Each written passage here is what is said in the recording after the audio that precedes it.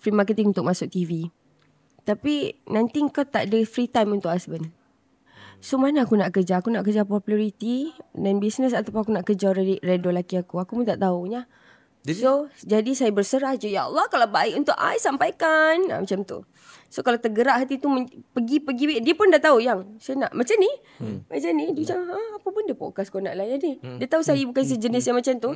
Kalau I rasa hati I nak pergi, yang nak buat jom I nak buat So Rim punya hati, Rim punya sense sangat kuat. Kalau aku nak buat tu, aku nak buat lah. Maknanya kalau Allah memang dah susunkan lah, dan memang akan dekat situ lah kan. So kalau senyap, tiba-tiba aku pun reply lambat, I dah reply, lepas tu dia pun tak, diorang pun tak reply, tak follow apa, aku diam. Tak ada. Kalau nak jadi jadi. Dia apa personally suka akak berlakon ke?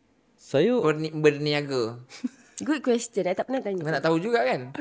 Saya sebenarnya saya tak suka kongkong dia. Apa yang dia suka buat, saya okey je. Kadang dia tanya, yang ada berlakon ni, saya nak berlakon hari Indo. Okey. Kadang dia doa, Allah makbul. Memang adalah job. Saya okey je nak pergi. Buat tak penyondolnya. Kita isteri sekarang. Cuma aku kena panjat-panjat jantan lain nanti. Alam tu mana. Cuma tak nak dia penat sangat lah. Tak nak dia penat. Tapi ada tak macam you letakkan macam spesifikasi ataupun guideline? Kalau you nak berlakon boleh, tapi you kena watak-watak macam ni boleh, watak-watak ni tak boleh. Ke okey je lah, faham je lah. Kita ada otak sendiri fikir. Maksudnya dia dah besar. Kau pandai lah fikir. Pandai kau fikir. Takkan kau nak mengangkat atas meja pula. Nanti dia salah sendiri. Dia tak kongkong. Awal-awal kahwin tu ada juga watak-watak yang berkepit-kepit. Yang ni dia okey je dan I okey. Masa tu aku rasa benda tu normal.